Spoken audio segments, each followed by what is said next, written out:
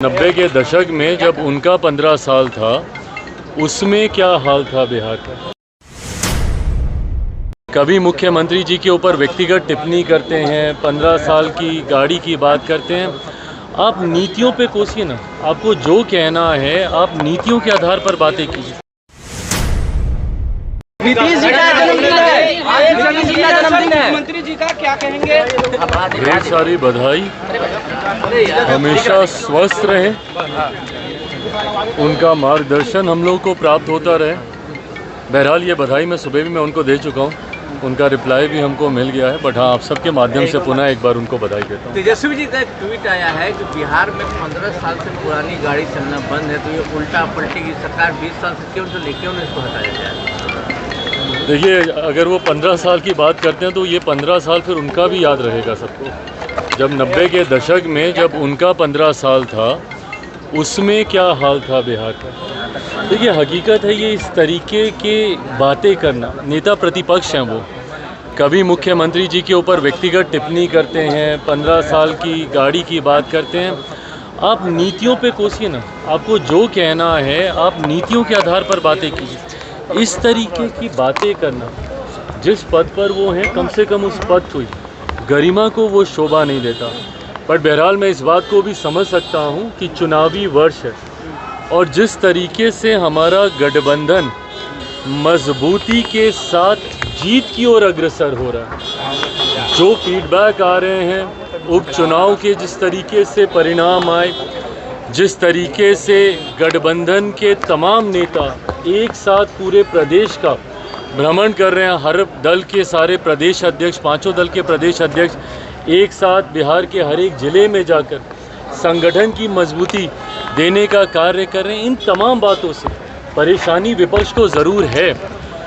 उसमें परेशानी उनकी और ज़्यादा तब बढ़ जाती है जब उनके खुद के गठबंधन के भीतर कलह की स्थिति उत्पन्न हो रही है। जिस तरीके से कांग्रेस और राजद के भीतर बातचीत का एक अभाव अब देखने को मिल रहा है, जिस तरीके से कांग्रेस के नए प्रभारी आए, वो जिस तरीके से पहले कांग्रेस उनके सामने नतमस्तक रहती थी, इस बार संभवतः कांग्रेस उस भूमिका में शायद नहीं हो। ऐसे में ये तमाम बातें कलेक्टिवली परेशान तो विपक्ष को कर ही रही हैं और इसीलिए ये सारी बातें करना, 15 साल पुरानी गाड़ी नहीं चलेगी, ये नहीं चलेगी, ये तमाम बातें जनता के हाथ में हैं। जनता ने उपचुनाव में भी अपना फैसला सुना दिया, लोकसभा के चुनाव में भी जनता ने अपना फैसला सुना दिया और अब जब कुछ महीने बाकी हैं विधानसभा के चुनाव में, उसके परिणाम भी पूर्णतः एनडीए के पक्ष में आएंगे। 225 से ज़्यादा सीटें जीतकर हम लोग सरकार बनेंगे। तेजस्वी यादव ने कहा है कि कुछ बीजेपी के नेता और जेडीयू के नेता, कुछ बीजेपी के नेता, जेडीयू के नेता मीटिंग कर रहे हैं कि निशांत राजनीति में नहीं आए। तेजस्वी यादव ने कहा, आप वेलकम करेंगे उनको क्या पता है ये? अगर इतनी जानकारी है तो भाई बैठ जाए ना, फिर मुख्यमंत्री के साथ बताएं कि क्या चल रहा है, नहीं चल रहा है। बिना सर पैर के इस तरीके की बातें करने का कोई मतलब नहीं। और सबसे पहली बात तो इस पे किसी को बात ही नहीं करनी चाहिए।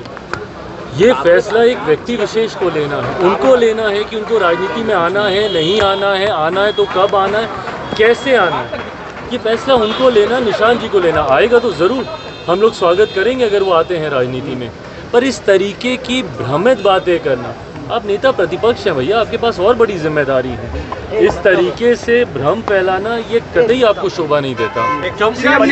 मंत्रिमंडल बोल रहे हैं कि 25 में पापा ही सीएम बनेंगे, ये सब जो बोल रहे हैं कोई बात नहीं है, कैसे देखते हैं आप? भाई बिल्कुल, हम मानते हैं कि 2025 विधानसभा चुनाव परिणामों के बाद एनडीए की सरकार बनेगी, मुख्यमंत्री जी के नेतृत्व में चुनाव लड़ेंगे और वो पुनः मुख्यमंत्री बनेंगे। मंत्रिमंडल का विस्तार हुआ है और कहा यह जा रहा है कि जो लोग मंत्रिमंडल में आए हैं वो लोग, उन लोगों का बैकग्राउंड देखना चाहिए क्या है। तेजस्वी यादव ने कहा है कि क्रिमिनल माइंडेड है, रिकॉर्ड देखा जाए। ऐसी बातें कम से कम इनको नहीं करनी चाहिए, क्योंकि एक उंगली अगर ये किसी और पे उठाएंगे तो बाकी की उंगलियां इन्हीं के ऊपर उठेंगी। समन अभी आया ना फिर से पूरे परिवार को।